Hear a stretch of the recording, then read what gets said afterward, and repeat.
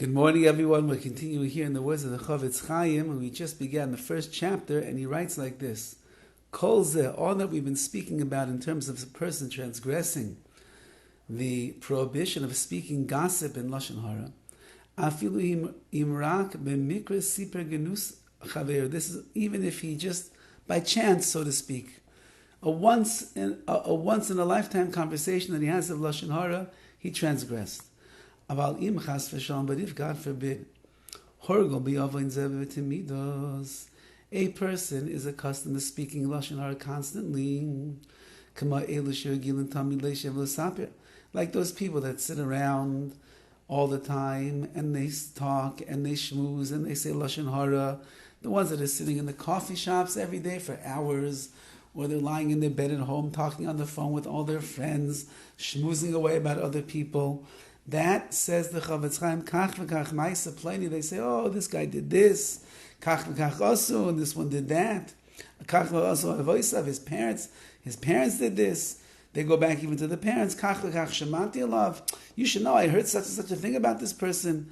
V'udevarim shel genus, and in all these things, whatever he heard or whatever he's claiming is really degrading information about the person he's talking about.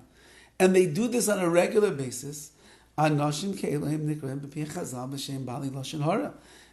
people are called Balei Lashon HaRa, masters of gossip, of evil speech. And their punishment is much greater. Because once that with their brazenness and their willingness to sin, and they're knowingly sinning over here, they're trampling on Torah's Hashem.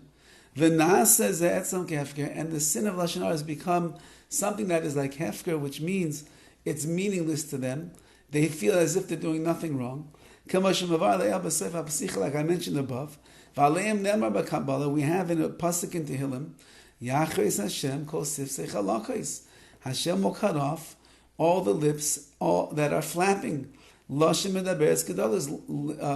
Tongues that speak big things, that speak big words of Lashon HaRa, HaKadosh Baruch Hu, and to cut them off. And therefore, a person who is accustomed to speaking Lashon HaRa on a regular basis, he's in big trouble, says the CHOFETZ CHAIM. Amru Chazal, our sages taught us, there are three sins that a person will do in this world, that he will get his punishments in this world as well. And he will not receive a reward in the world to come. What are the three big sins? Whether he served idols, he committed adultery, or shvichas damim, he killed. And the Gemara says, but Lashon HaRa is equivalent to all of these three things. That's pretty major. And the Chazal bring proofs from verses to teach us this. And the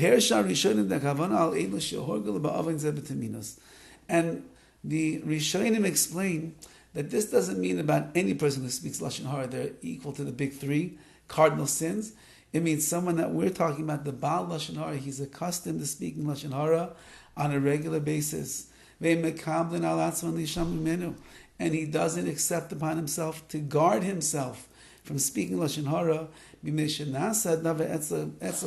because in his mind it's completely permissible to speak Lashon HaRa. That person, says the CHOFETZ CHAIM, is going to be in very big trouble when he will realize that the punishments will come flying at him in this world, and he'll have no portion waiting for him in the world to come as a result of being a Baal Lashon HaRa, someone who mastered the skill of speaking Lashon HaRa on a regular, constant basis in his life.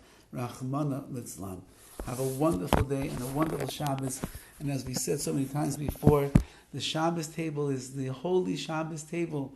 And yet so often in families it becomes the table that is filled with Lashon HaRa. It's the only time that we have to catch up with each other from the whole week.